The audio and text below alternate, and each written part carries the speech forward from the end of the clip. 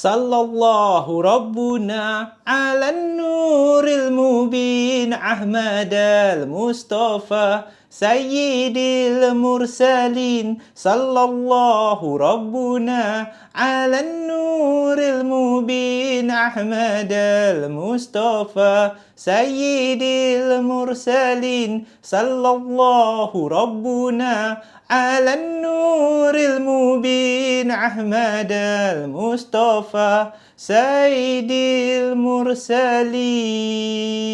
Assalamualaikum, welcome back to Zaf Channel guys. Kita kembali lagi dalam Malam Puaka. Apa khabar korang semua? Aku harap korang terhibur dan terima kasih. Kita lagi sekali dalam Malam Puaka menyampaikan kisah-kisah misteri, pengalaman-pengalaman seram dan juga mistik yang dialami oleh geng Puaka. Dan pada malam ni aku ingin berkongsi dengan korang pengalaman seram yang dialami oleh Fitri di Jalan Belukan Telupit, Sabah. Apa khabar ba? Kita merantau setelah kita dah pergi ke Sarawak, lepas tu ke Jalan Batu Arang. Pada malam ni aku bawakan korang pengalaman dan kisah seram Jalan Misteri Belukan Telupit di Sabah guys. Apa khabar ba? Kenapa ba? Kau berubah? Kenapa ba? Kenapa ba? Kau dah.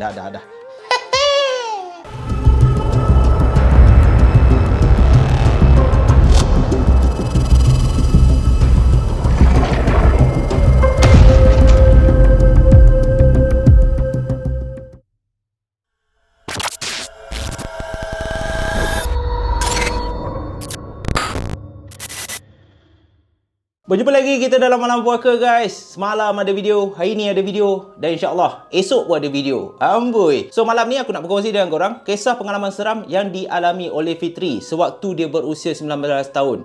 Fitri ni merupakan salah seorang pelajar yang mengambil jurusan Diploma in Multimedia dekat Cosmo Point, Kota Kinabalu. Ada tak yang tahu? Dan Fitri ni dia tinggal seorang diri. Dia menyewa satu apartmen. Bukanlah satu apartmen yang besar tu. Dia sewa satu rumah lah dekat Beverly Hills, Penampang. Nama pun macam bukan apartmen kat Sabah pula kan. Macam duduk kat US. So dia tinggal seorang diri kat situ disebabkan dia belajar kat KK.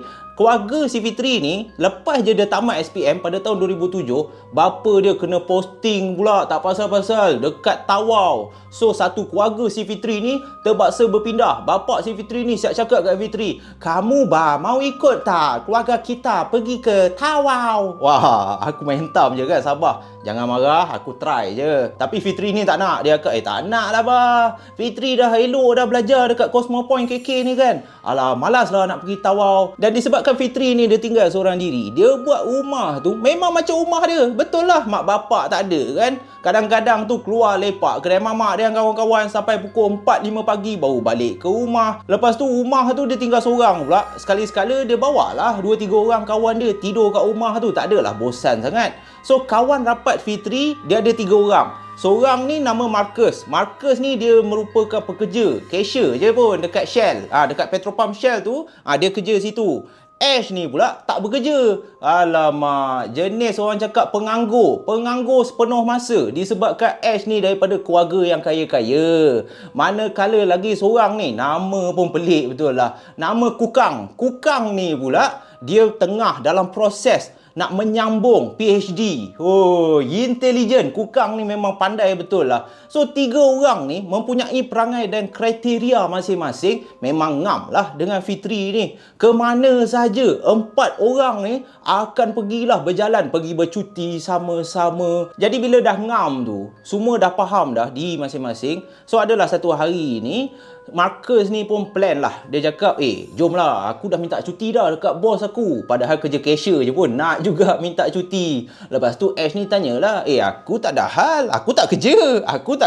Kerja aku habiskan duit mak bapak aku je yang tak pernah habis-habis tu. So Fitri, kau ada kelas tak? Fitri ni pula cantik pula tengah cuti semester pada masa tu. So Fitri ni plan, aku sepatutnya nak balik kat Tawau jumpa mak bapak aku. Tapi apa idea korang? So Marcus ni bagi tahu, dah alang-alang aku ada kereta. Marcus ni dia pakai Toyota GL. Jenis lama punya, model lama punya. Siapa tahu-tahulah. So Marcus ni cakap, dah alang-alang aku ada kereta. Ash ni dah tentu-tentu kaya dah. Dah tentu-tentu ada duit. Apa kata daripada kita buang masa kan, lepak kat rumah kau ni. Dah lah rumah ni aktiviti pun tak ada banyak sangat. Takkan nak asyik lepak mamak je. Aku plan kita pergi bercuti nak. Kita berjalan je lah. Kita pergi Jumaat, kita balik hari Isnin. Lepas tu Kukang ni pun nak mencelah juga. Kukang ni cakap, aku sukalah idea kau Marcus. Kalau Fitri dengan Ash ni okey, aku ikut je. Yalah, nanti aku dah sambung PhD, bila lagi kita nak pergi berjalan 4 orang. So bila dah berbincang, semua dah setuju. Mereka pun bergerak lah. Hari Jumaat tu bergerak lah daripada apartmen Beverly Hills tu, singgah dulu dekat Beverly Plaza. Nak makan roti canai breakfast. Diorang gerak pula pukul 8 pagi, pukul 9 pagi, singgah dekat Beverly Hills Plaza tu, perkena roti canai, teh tarik apa semua. So daripada KK tu mereka pun bergerak lah ke Sandakan. So sampai dekat Sandakan, diorang semua bawa satu beg je sebabkan percutian pendek je. So diorang have fun, pergi sana ambil gambar, buat vlog. Disebabkan Fitri ni dia terpengaruh dengan Zaf Channel. Katanya Zaf Channel ni idola aku. Selit juga.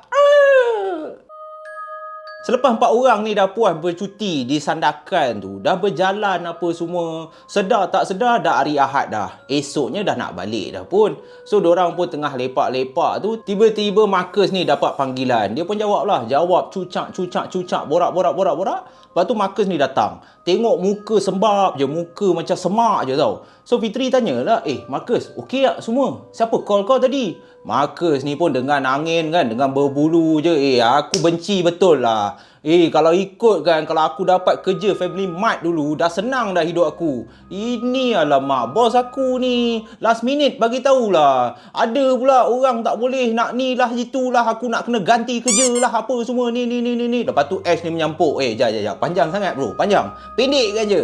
Senang cerita, Marcus ni cakap, aku nak kena balik. Kita nak kena balik hari ni. Aduh, hai. So, bila Marcus cakap macam tu, Kukang ni pun tanyalah Marcus ni, alamak, bukan kita mau balik esok ke? Kita dah plan kan nak balik esok. Malam ni kita nak lepak lagi.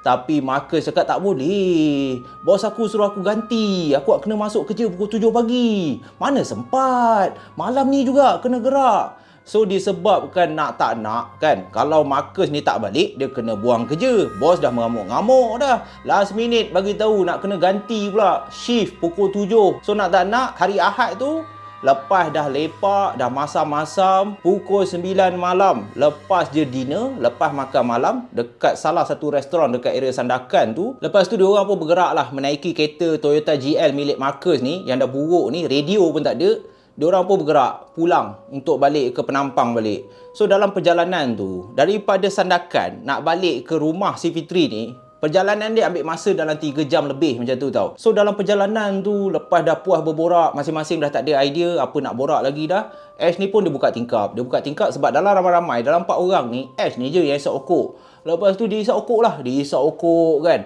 Sambil isap okok tu pandanglah pemandangan. Walaupun tak ada pemandangan sangat sebab dah malam. Diorang pun meneruskanlah perjalanan melalui jalan beluran Telupit ni untuk sampai ke area Penampang. So dah sampai dekat jalan Telupit tu, tiba-tiba Ash ni yang tengah isap okok ni, dia tanya Fitri. Fitri, aku nak tanya kau satu benda lah. Dah halang-halang kita dekat jalan ni kan.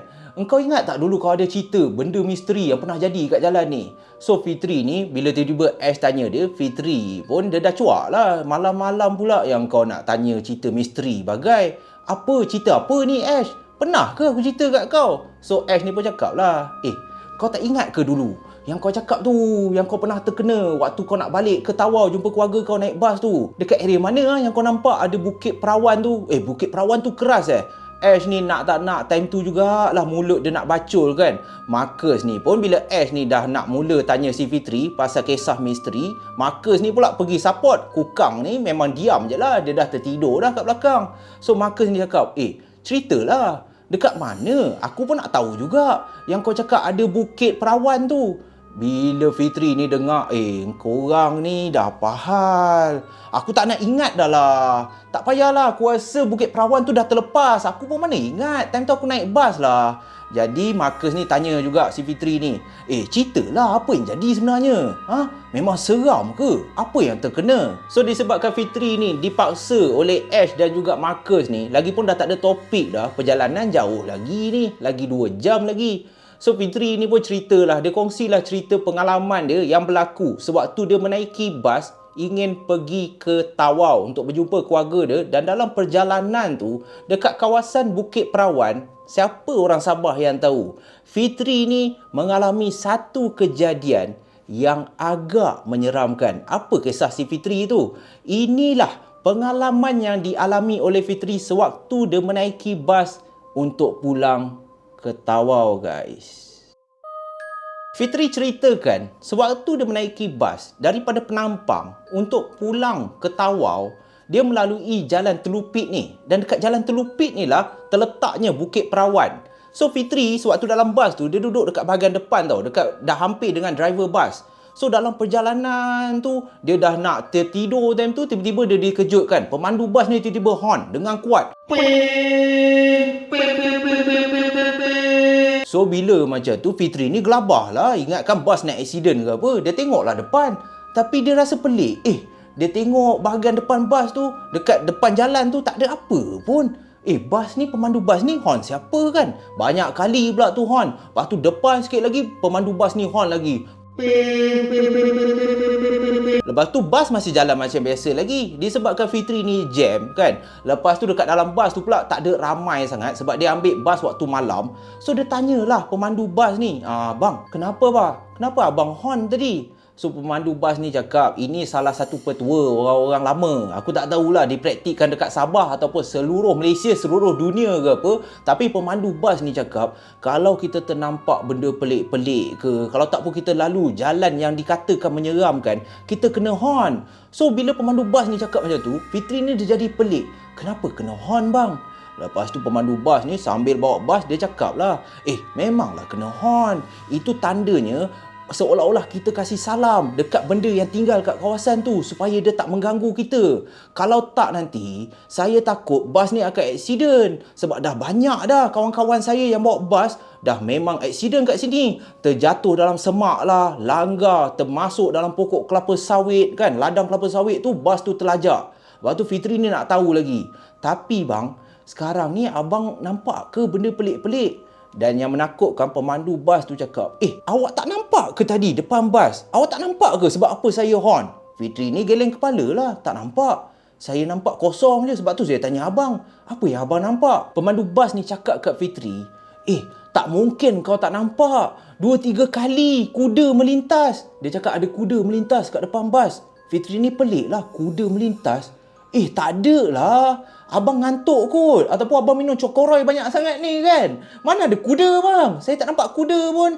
Tapi pemandu bas tu cakap, iya, lillah, demi Allah, memang tadi ada kuda. Lepas tu saya tahu ini kuda bukan sebarang kuda ni. Ini jelmaan. Tadi waktu dia tengah bawa bas, tiba-tiba ada 2-3 ekor kuda melintas jalan tu, betul-betul dekat depan bas tu. Dan kuda ni saiz dia lebih besar, 2 ke 3 kali ganda lebih besar daripada kuda biasa. Sebab kuda yang melintas jalan ni, besar dia daripada hujung jalan ke hujung jalan. Badan kuda tu dah macam saiz gajah dah. Kuda tu pula warna dia putih semacam je. So bila pemandu bas ni cakap macam tu, Fitri ni tergamam lah. Dia dah kecut perut lah. Mana ada kuda yang saiz daripada hujung jalan ke hujung jalan panjang tu. Kuda paling kurang pun kecil je kan. Kalau baka betul pun tak ada lah saiz gajah. Tapi pemandu bas ni cakap kuda yang dia nampak 2-3 ekor pula tu melintas jalan dengan saiz seakan-akan saiz gajah. Jadi daripada pengalaman tu lah, Fitri pun ceritakan balik apa yang dialami oleh pemandu bas tu kepada Marcus dan juga Ash. Bila diorang dengar, Marcus ni meremang lah. Ash pun terus cakap kat Fitri ni, dah lah, aku menyesal pula suruh kau cerita kan. So Ash ni pun sambung lah Ustaz Okok. Diorang pun meneruskan perjalanan. Bukit Perawan tu pun dah tak tahu dah apa kisah ataupun kejadian mistik yang berlaku. Tapi ramailah pemandu bas ataupun orang yang memandu kat kawasan tu lewat tengah malam sering kali terkena gangguan. Nampak kuda yang saiz besar, nampak ada lelaki yang separa badan, nampak orang tak ada kepala. Memang banyak betul gangguan kat jalan tu. So waktu diorang tengah teruskan perjalanan tu, Fitri ni pun dah mengantuk dah. Bila dia tengok kukang ni, lama sedapnya, siap berdengkur apa semua kan.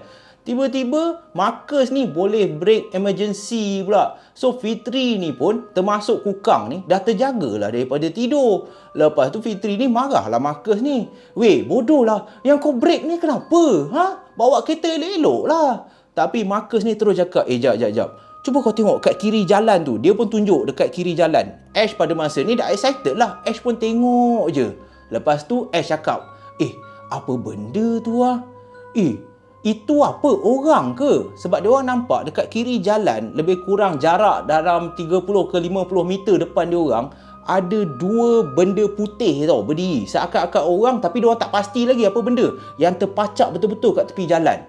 So Marcus ni pun kasih high beam. Tapi bila Marcus ni kasih high beam, disebabkan Fitri dah cakap dah jalan terlupit yang diorang lalu tu, kawasan tu keras, dia marahlah si Marcus ni. Tak payahlah kasih high beam bodoh, bawa je lah macam biasa, tak payah heran pun. Tapi Marcus ni dia nak juga tahu, relax lah, sabarlah, kita tengoklah apa benda tu.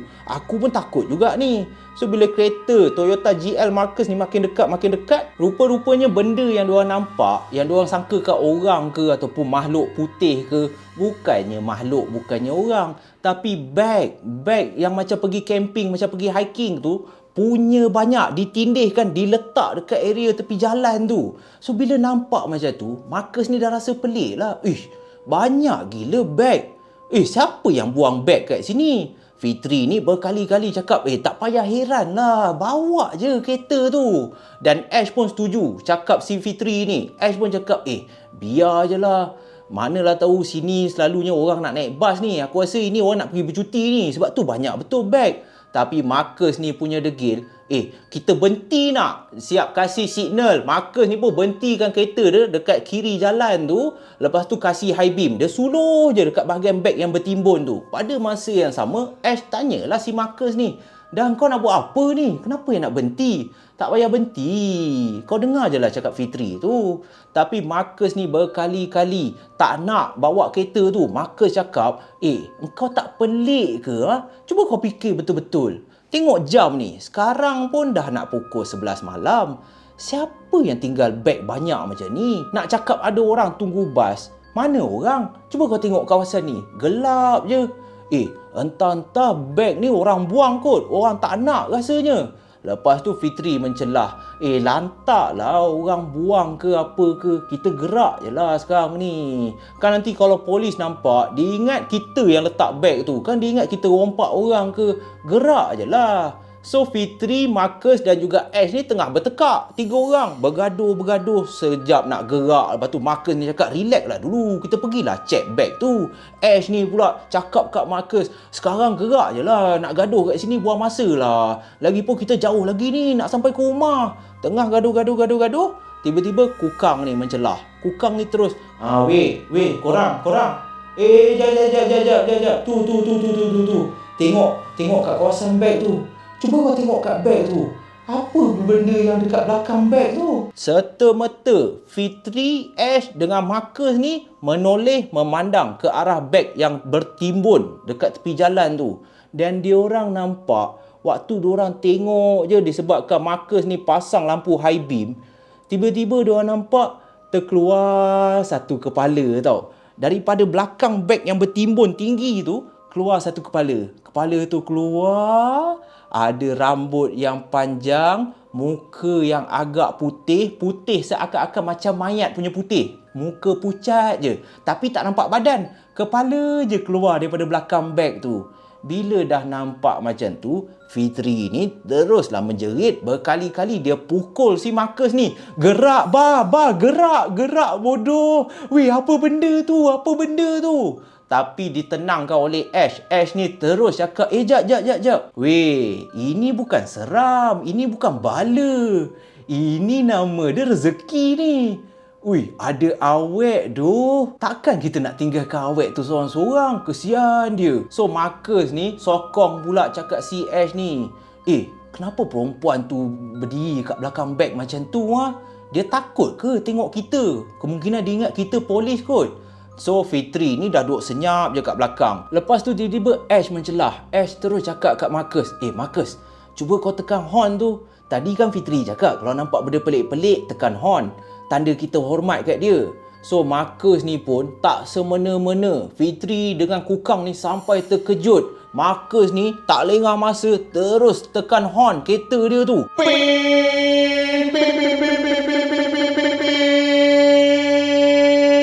Dan disebabkan terkejut, Fitri ni terus lempang kepala Marcus. Bodoh lah kau ni. Yang kau pergi tekan horn tu apa hal? Bangang lah. Gerak je lah. Kan aku dah cakap suruh gerak tadi.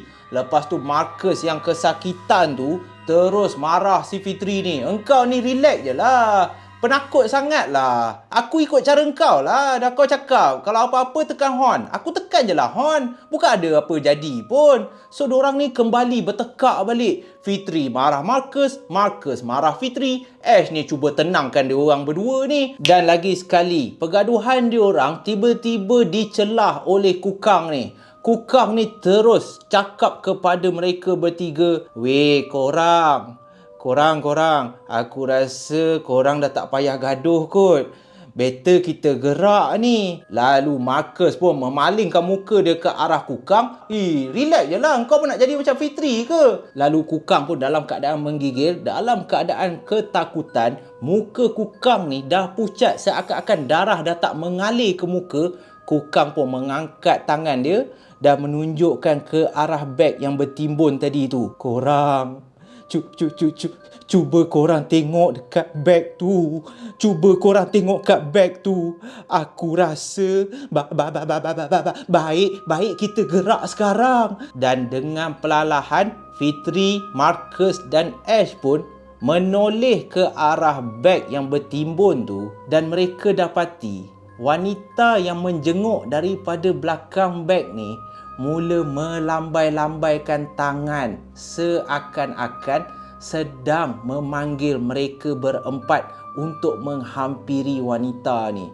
Lalu Ash pun lagi sekali terus mengatakan kepada Marcus, aku rasa Kukang ni betul. Baik kita gerak sekarang ni. Dan Marcus pada masa tu cuba juga masuk gear sebabkan dah ketakutan, dah takut beberapa kali kereta Toyota GL milik Marcus ni. Fitri dah gelabah dah Marcus. Cepatlah Marcus.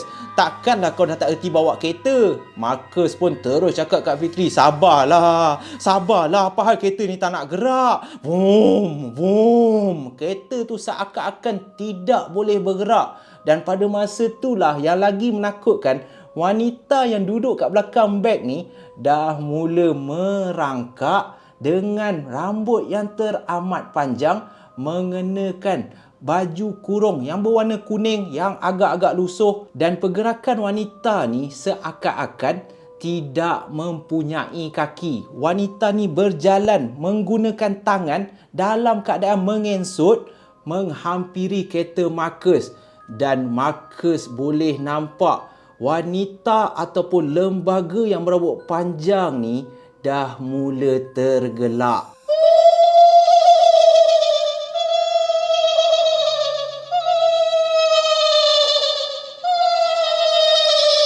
Dan secara serentak mereka berempat pun menjerit bersama-sama, Allahu Akbar! Dan Marcus pun dengan pantas, dengan bacaan Bismillahirrahmanirrahim, dia pun cuba masuk gear dan tekan sehabis boleh pedal minyak tu. Lalu akhirnya kereta Marcus pun mulalah bergerak dengan laju melepasi wanita ataupun lembaga yang teramat menakutkan. Sebaik kereta Marcus ni dah dah bergerak agak jauh daripada tempat yang mereka nampak lembaga wanita dengan beg yang begitu banyak kat tepi jalan.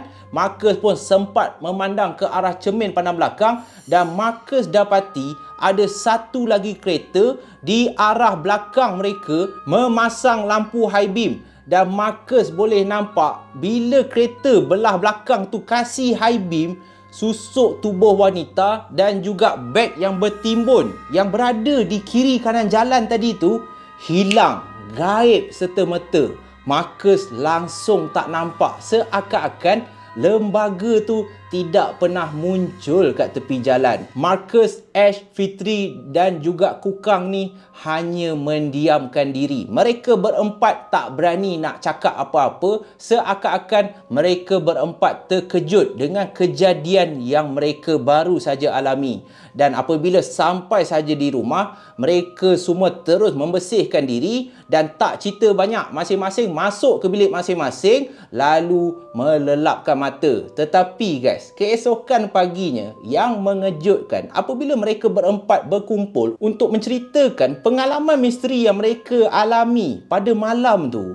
Ada satu lagi perkara yang membuatkan mereka semua meremang dan rasa teramat takut. Sebab walaupun mereka tidur di bilik masing-masing, bukannya tidur satu bilik yang sama, tetapi pada malam tu mereka berempat mengalami mimpi yang memang sama. Dikatakan dalam mimpi mereka, mereka didatangi oleh begitu ramai wanita yang mengenakan pakaian baju kurung lusuh berwarna kuning dengan rambut yang panjang. Dan wanita ni dalam bilangan yang teramat ramai berdiri di tepi katil mereka dan memandang mereka tidur. Wanita ni hanya tengok sahaja Marcus, Fitri, Ash dan juga Kukang yang sedang lena di buai mimpi.